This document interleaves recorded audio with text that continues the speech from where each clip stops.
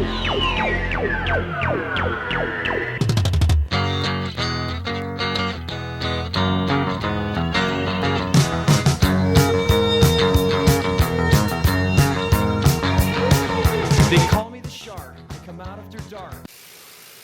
YouTubers, it's William Justice, stuck here in my garage on a cold day, and I'm really excited to just talk about my new snow bike that I got for Christmas. This is a Kona Whoa 2015, and this is the second year Kona has, this is only the second year that they've made the snow bike. 2014 they came out with the snow bike. It didn't get the warmest of reviews. I think there were a few flaws that just rubbed people the wrong way. There are some other options out there that came out last year that were better and a little bit cheaper. So unless you were really a hardcore Kona guy, which most people are getting into snow bikes, they're not quite sure if they want to invest into this sort of thing, and so you got people that are really looking for a deal, and you know, there were just Kona was a little heavy on their overall weight, and you know, just some quirks. Maybe it was the goofy handlebars that they put on it last year, the sort of mustache Jones style handlebar. But the cool thing about Kona is they're a company that can adapt to the market fairly quickly compared to maybe some of the other companies, I would guess. And what I think is, in 2015 they hit the nail on the head, and they listened to some of the gripes and they pretty much eliminated those altogether. And so when you're looking at this 2015, what you're seeing is a really up-to-date in design and function of a snow bike, minus probably the suspension forks, although I probably, due to the sort of the timing of the market and release of suspension forks, you probably won't see that as a standard until 2016 or even 2017.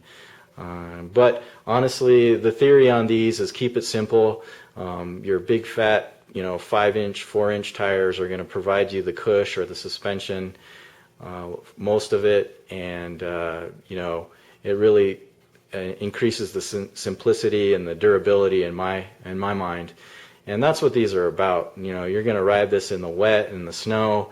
You're going to be getting snow inside your chain, your bearings, and you just don't want that eating up expensive components. And maybe it's unnecessary, maybe it's not. I have yet to try some of the high end, but you've got $10,000 snow bikes out there, custom made, and then you've got your $300 Bikes Direct models, and this one is probably more in line with the sort of Specialized, and Norco is another brand that comes to mind. Sort of the not high-end, but a very sort of well put together component package mixed with a good company and a strong frame design. Kona does do a lifetime warranty, which you're not going to find on a lot of bikes, and so that was one desirable aspect of the Kona.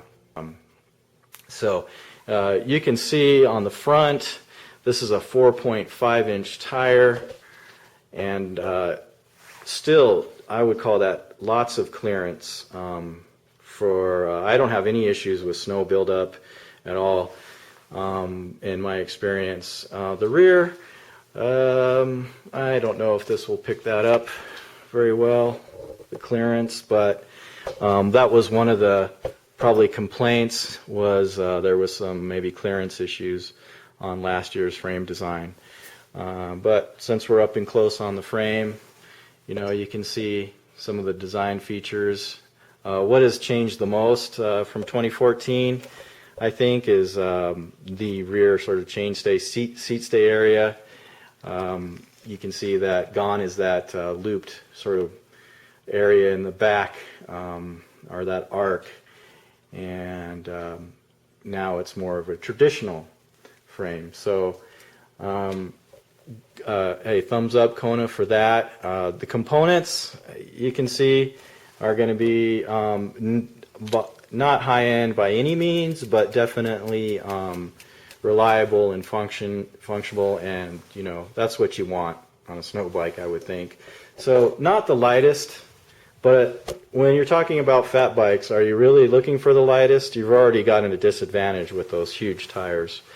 And I'm running tubes in these, but these rims come tubeless ready, which is another sort of up-to-date feature that some of the companies are addressing. So these MOLFATs that come on the Kona are 80 millimeter rims, and so they come tubeless ready. And the conversion is pretty simple. If you're familiar with tubeless on a mountain bike, a standard mountain bike, it's a desirable aspect when you're talking about rotational weight. And so these tubes are fairly heavy and fat, but I'm not looking for the lightest weight, so I'm not motivated necessarily to go tubeless at this point. But hey, if I want to do it down the road, it'll be a quick and simple project because I'm familiar with the concept. So that may be one upgrade down the road. I have done nothing really to this bike other than switch out the pedals, and which are these Wellgos magnesiums. I think they can be picked up for pretty much a song, but they're not lacking in performance due to price, in my opinion. What came on there was some Wellgo nylons, and I just assumed that they wouldn't hold the boot or the shoe as well. Let's see. The other product that I upgraded to were these pogies. I guess that's what they're called. I was unfamiliar with what a pogie was until I started looking into researching what a fat bike is. And well, pan out a little bit, see if you can see that on the handlebars.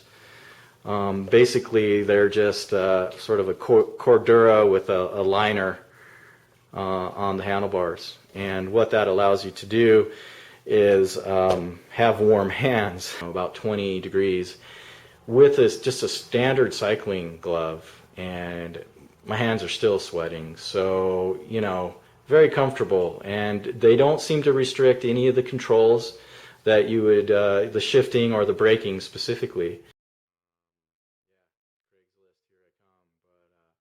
Yeah, so you know, it's a great design. You know, these big fat tires, they don't like a lot of tire pressure. You know, if you're new to this, you're not going to be running more than 10 psi, and you can go fairly low with these, considering some of the snow conditions.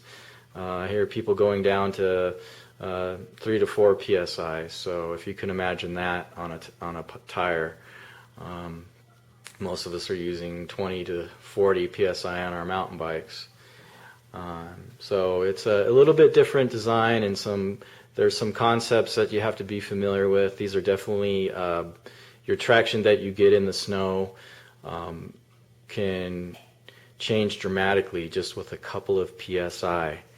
And so that's an aspect that most people aren't familiar with, but for these particular designs, they are very sensitive, and you can have you could be slipping a bit with 8 to 10 psi, but if you could just go down to 6, next thing you know, you're climbing like a tractor up a hill. So there's that to be aware of. You know, Kona did the right thing with the 2015. I'm told that they knocked 4 pounds off. I have not put this on the scale yet to verify that. So I don't have the weight of this bike, but weight is probably not the thing that you're worried about on a bike like this. You're more interested in just, you know, slow and steady, and just getting out and having a good time, which is a great concept. You know, so it's catching on. Don't know whether if this is a fad or a passing phase or something that's going to stick around, but I can tell you from my fun factor, this is something that I want to keep in my stable for a long time. And I'm hoping that this is what brings me back into the sport of cycling.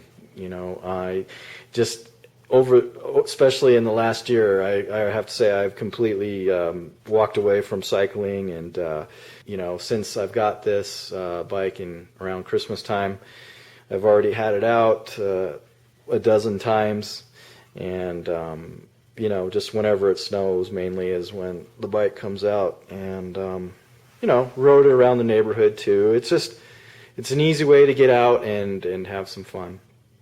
And so I hope you enjoyed watching this video. I hope maybe it inspires you as it inspires me to get out and see that you don't have to be a couch potato in the wintertime. You can get out and get some exercise and maybe a little peace of mind and enjoy the scenery.